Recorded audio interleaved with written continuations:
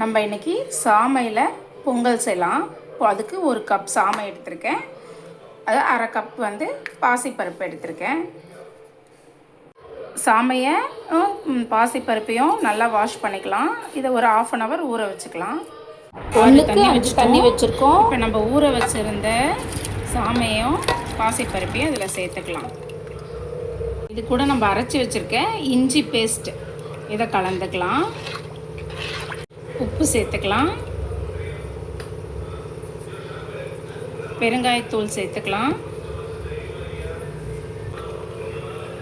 நல்லா கிளறி விட்டுக்கலாம். இப்போ இதை விசில் போட்டுடலாம்.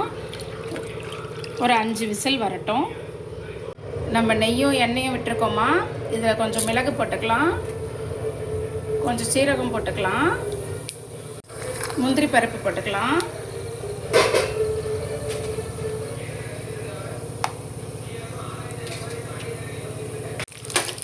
நல்லா பொரிஞ்சிடுச்சுப்பா.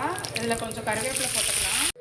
நம்ம தாளித்ததை பொங்கலில் போட்டு மிக்ஸ் பண்ணிக்கலாம்டா. சாமை பொங்கல் ரெடி ஆயிடுச்சுடா. நம்ம சாமை பொங்கலுக்கு சட்னியும் சாம்பாரும் தொட்டு சாப்பிட்டுக்கலாமா? நீங்களும் செஞ்சு பாருங்கள்.